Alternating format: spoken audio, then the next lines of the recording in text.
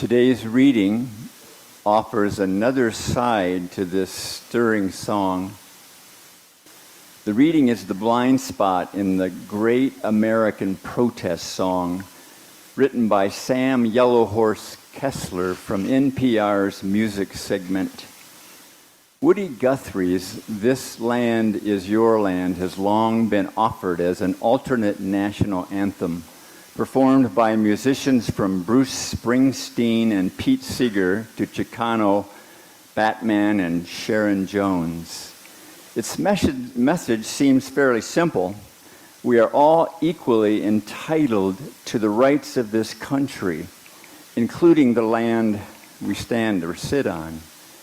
But Native Americans would just as soon point out that the core of the song, that this land was made for you and me, is a wholly colonialist message, especially since Jennifer Lopez performed the iconic folk song within a medley at President Biden's inauguration. The song's relevance and inclusivity has been called into question. I think it was disappointing, says Rebecca Nagel, host of the This Land podcast and member of Cherokee Nation, about the song's inclusion. I mostly experienced the inauguration, she said on Twitter. It was like I was living in two worlds, where my non-native Twitter was saying how great J-Lo was, and she is. But then my native Twitter was like, seriously? This land is your land, is how we're going to celebrate today? Although the song is often recognized as a patriotic anthem, Native Americans argue that the song plays into America's continual erasure of indigenous peoples in our cultural awareness. Many have pointed out that the United States rests on stolen land, while others called its inclusion in the inauguration tone deaf for a national ceremony. This isn't a new issue. Cree musician Buffy St. Marie refused to perform the song way back in 1966 with Pete Seeger, telling the Village Voice later in 2017, I just cried through it. I thought, this used to be my land, and you guys aren't even smart enough to be sensitive to this. And so Mario, with those challenging rebuttals to a cherished anthem, we look forward to hearing your message. And just to be clear, I don't think that Woody Guthrie was tone deaf, but the song has come to have different meanings to different people. Anyway, so I grew up in New York City, more specifically the Bronx. You wouldn't think there would be many opportunities there to be in contact with nature, but you'd be wrong. We lived in a neighborhood that was mostly 1- and 2-family homes, with small space between them, no backyard, but our house was on the corner. So we had a small garden in front and another that stretched along the side of the house. There I learned to weed and prune and care for roses and irises and peonies and other plants. I watched them grow and bloom and then die back in preparation for winter. Then miraculously, they came back to life in spring. I was becoming aware of a pattern here. The Bronx is home to the world-famous Bronx Zoo and the Bronx Botanical Gardens. I spent a lot of time in the Botanical Gardens. It's large enough that you can forget that you're in the middle of the city. It is a 250-acre oasis. The Bronx River runs through it. And there is a hemlock forest, which is the largest uncut expanse of New York's original wooded landscape. So I could get my nature fix whenever I went there. And of course, there was always Marlon Perkins' Wild Kingdom on TV to provide a good dose of the natural world and some good endangered species conservation propaganda. Also, a lot of the Disney nature specials. Granted, this is not the same as growing up in the country or the woods or the mountains, but it was enough to instill a love of nature in me. In my college years, I was a hippie, a flower child. I discovered many interesting and unusual properties of plants. Medicinal, of course. During those years, the late 60s and early 70s, there were several movements going on, such as the civil rights movements, women's movements, and environmental movement. And young people were in the vanguard of all those movements. That's us. We were young then. Tomorrow is the 54th annual Earth Day celebration. From the earthday.org website, this is long, so hang in there. Every year on April 22nd, Earth Day marks the anniversary of the birth of the modern environmental movement in 1970. Let's take a look at the last half century of mobilization for action. In the decades leading up to the first Earth Day, Americans were consuming vast amounts of leaded gas through massive and inefficient automobiles. Industry belched out smoke and sludge with little fear of the consequences from either the law or from bad press. Air pollution was commonly accepted as the smell of prosperity. Until this point, mainstream America remained largely oblivious to environmental concerns and how a polluted environment threatens human health. However, the stage was set for change with the publication of Rachel Carson's New York Times bestseller, Silent Spring, in 1962. The book represented a watershed moment, selling more than 500,000 copies in 24 countries as it raised public awareness and concern for living organisms. For living organisms, the environment, and the inextricable links between pollution and public health. Senator Gaylord Nelson, the junior senator from Wisconsin, a Democrat, had long been concerned about the deteriorating environment in the United States. Then in January 1969, he and many others witnessed the ravages of a massive oil spill in Santa Barbara, California. Inspired by the student anti-war movement, Senator Nelson wanted to infuse the energy of student anti-war protests with an emerging public consciousness about air and water pollution. Senator Nelson announced the idea for a teach-in on college campuses to the national media and persuaded Pete McCloskey, a conservation-minded Republican congressman, to serve as his co-chair. Senator Nelson recruited Dennis Hayes, a young activist, to organize the campus teach-ins and to scale the idea to a broader public. And they chose April 22nd, cleverly, a weekday falling between spring break and final exams to maximize the greatest student participation. Recognizing its potential to inspire all Americans, Hayes built a national staff of 85 to promote events across the land, and the effort soon broadened to include a wide range of organizations, faith groups, and others. They changed the name to Earth Day, which immediately sparked national media attention and caught on across the country. Earth Day inspired 20 million Americans, at the time 10% of the total population of the US, to take to the streets, parks, and auditoriums. Is that me? To take to the parks, streets, and auditoriums to demonstrate against the impacts of 150 years of industrial development, which had left a growing legacy of serious human health impacts. Groups that had been fighting individually against oil spills, polluting factories, power plants, raw sewage, toxic dumps, pesticides, freeways, the loss of wilderness, and the extinction of wildlife, all united on Earth Day around these shared common values. Earth Day 1970 achieved a rare political alignment, enlisting support from Republicans and Democrats, rich and poor, urban dwellers and farmers, business and labor leaders. By the end of 1970, the first Earth Day led to the creation of the United States Environmental Protection Agency and the passage of other first-of-their-kind environmental laws, including the National Environmental Education Act, the Occupational Safety and Health Act, and the Clean Air Act. And 2 years later, Congress passed the Clean Water Act. Whew, that's the end of the website information. Of course, not everyone was on board with these changes. Many of the older generation were skeptical of these hippies and tree huggers. Naturally, large industrial organizations like the oil industry, logging and mining companies, and others that profited from lax environmental oversight did all they could to ensure they could continue to profit while destroying the natural balance. Today, we find ourselves in an even worse situation than back in 1970. But there is hope.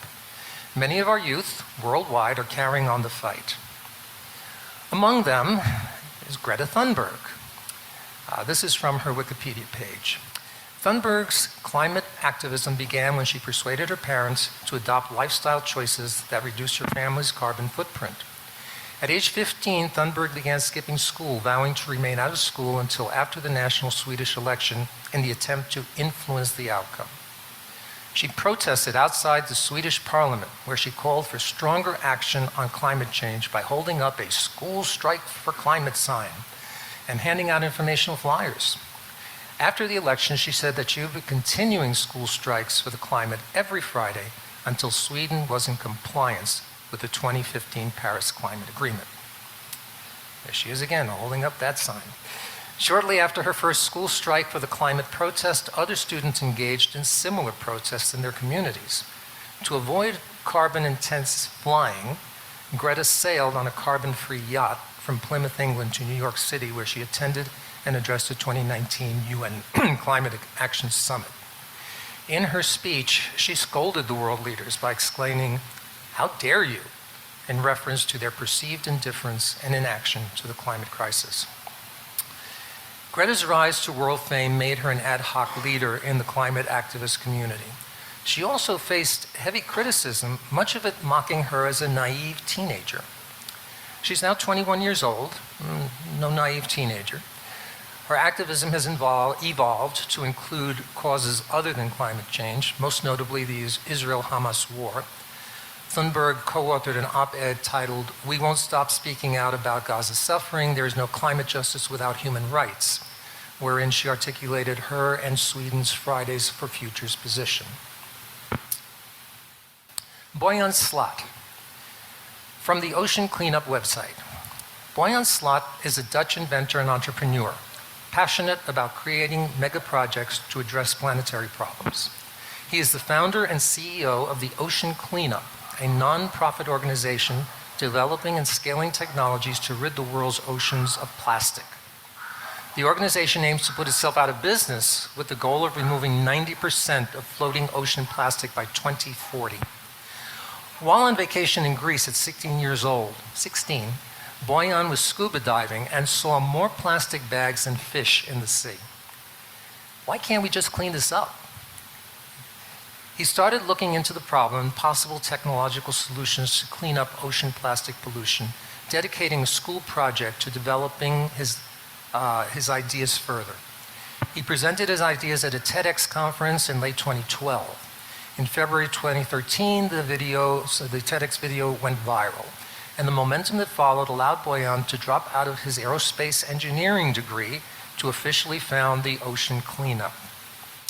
Armed with only €300 of saved up pocket money, Bojan dropped out of his aerospace engineering degree at Delft University of Technology and started detailing his plan, but initially struggled to make progress. However, this all changed a few months later when his TEDx presentation was picked up and publicized by various news blogs, pushing the video around the world and causing the idea to go viral. This momentum allowed him to assemble an initial team of volunteers and launch a crowdfunding campaign that funded a year-long feasibility study, the first real step in bringing his technological solutions to life. This is how the Ocean Cleanup started. A quote from Bojan Slat. "When people say something is impossible, the sheer absoluteness of that statement should be a motivation to investigate further." Today, the Ocean Cleanup is actively cleaning up the Great Pacific Garbage Patch, which I never even knew existed, and has deployed interceptors in some of the world's most polluting rivers to prevent plastic reaching the ocean in the first place. Aurora Axness. She is a 27-year-old singer-songwriter from Norway. She grew up in a small town near Bergen on the southwest coast of Norway and spent much of her time as a child in the woods around her parents' home. She found an old electronic piano in the attic that had belonged to her sister and taught herself to play, one-handed because the on button was broken, and so she could only hold it down and play with the other hand. She started writing songs at age 9 and began to write lyrics in English, not her native language, at age 11. She's passionate about many issues such as mental health, LGBTQ issues, and of course, the environment. It's through her music that she brings awareness of these issues to the world. She says, "My relationship with nature and the environment has meant a lot to me all my life. As a child, the forest was a place I could relax and feel like myself again after a stressful day at school. The forest became the place where I got focus and peace. Some people need to go out to sea or on a mountaintop to get a perspective on how big and small our problems really are, but for me it has always been the forest that is my refuge. I love the trees and the smell of the forest. It makes me relax. It reminds me of who I am and why I make music. Not least, it makes me more aware of how much responsibility we have to take care of nature in Norway and the rest of the world." She was concerned about the environmental impact of her worldwide touring, so she's working with CHOOSE, which is an organization that builds digital tools so that everyone, anywhere, can easily integrate climate action into everyday life and business through carbon reduction programs. She says, "I think as humans, we need to find a balance in everything we do, give back as much as we consume. As an artist, I have to travel a lot, and while I think that is better than all my fans traveling to me, it still makes me worry because the environment is such a heart matter to me, and therefore I wanted to work with CHOOSE, so the balance is there. And hopefully making choices like these might inspire people to care as well." Aurora and the band are compensating more CO2 than the remaining unavoidable emissions they leave behind for the next upcoming year through CHOOSE, including personal footprint, digital gigs, and potential touring. They have also implemented initiatives to reduce the band's emissions, striving to use accommodation with good sustainability ratings, reducing the use of air travel when possible, eating vegetarian, and using vintage or secondhand clothing as some examples. Aurora speaking about her music. Music is this divine thing, the closest thing that we can get to something divine. It's like this instinct we all own. And some of us have found a way to hear that music and write it down and share it with people. My music seems to have a bigger mission than I have, which is very soothing, but also very strange because people see more in me than I see, which can be terrifying. Okay, final thoughts. Our early ancestors were, by necessity, much more in tune with nature's rhythms. The concept of owning land was not in their worldview, much like we discussed earlier in our reading about this land is your land. We have to ask, whose land is it, really? We've lost the concept of being part of nature and replaced it with the idea that we are above nature, that we can own some of it exclusively. Somehow we've convinced ourselves that we can control nature, stripping the planet of its resources, polluting our air and water and soil for dubious rewards, and totally ignoring the negative consequences to our future as a species. We're not talking about saving the planet. Earth will do fine. Thank you very much. She's gone through a multitude of catastrophic events and several mass extinctions. Life is very tenacious, and after each mass extinction is adapted to the new conditions and a new version of life has arisen, life 2.0, so to speak. We're probably version 7. Or 8.0, so Earth will be fine. It's us that won't survive. Life 9.0 will probably arise eventually when conditions are right, and the Earth will continue merrily on its way without us. From NASA's website. While the effects of human activities on Earth's climate to data are irreversible on the time scale of humans alive today, every little bit of avoided future temperature increases results in less warming that would otherwise persist for essentially forever. The benefits of reduced greenhouse gas emissions occur on the same time scale as the political decisions that lead to those reductions. Without major action to reduce emissions, global temperatures are on track to rise by 4.5 degrees Fahrenheit to 8 degrees Fahrenheit by 2100. According to the latest estimates, but it may not be too late to avoid or limit some of the worst effects of climate change. Remember, this is NASA saying all this. Responding to climate change will involve a two-tier approach. First, mitigation, reducing the flow of greenhouse gases into the atmosphere. Second, adaptation, learning to live with and adapt to the climate change that has already been set in motion. The key question is, what will our emissions of carbon dioxide and other pollutions be in the years to come? End quote. So, how do we change our ways to help mitigate the damage to the environment and maintain it once we do? It's a question of vital importance to our children and grandchildren. They're the ones that will feel the worst effects of climate change. Well, there's hope, as witnessed by the efforts of many young people, such as the three I've highlighted today, who are working hard on finding solutions and making the rest of the world aware. And it's not just the youth. Recently, the European Court of Human Rights has ruled in favor of Swiss pensioners that their government's failure to act on climate change violated their human rights. It's the first time the court has accepted such an argument and opens the door to more legal challenges. I don't think it'll work in the States, but... And how about those of us who fought the good fight back in the days when Earth Day was first celebrated? Those of us who thought the fight had been won and went on to live our lives, making a living, having a family, enjoying life? Well, many have contributed to contribute in their own small ways. My good friend Trudy Gaston Crippen posted this quote recently on her Facebook page. Quote, "Climate change. The greatest crime is to do nothing because we feel we can only do a little," end quote. So what can we do? First, support those groups and organizations that are doing the good work by contributing either monetarily or by volunteering our time. Secondly, do the little things in our personal lives to reduce our impact on the planet, such as recycling, conserve water, invest in renewable energy,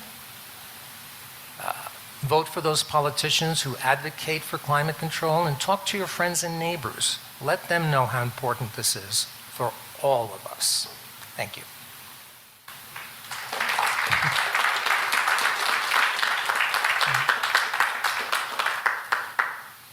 Thank you.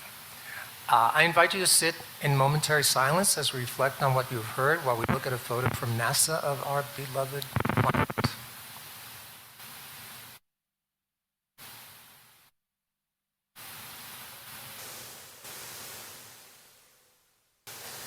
No one knows what the full impact of global climate change will be upon our lives, and more importantly, upon the lives of our children and grandchildren.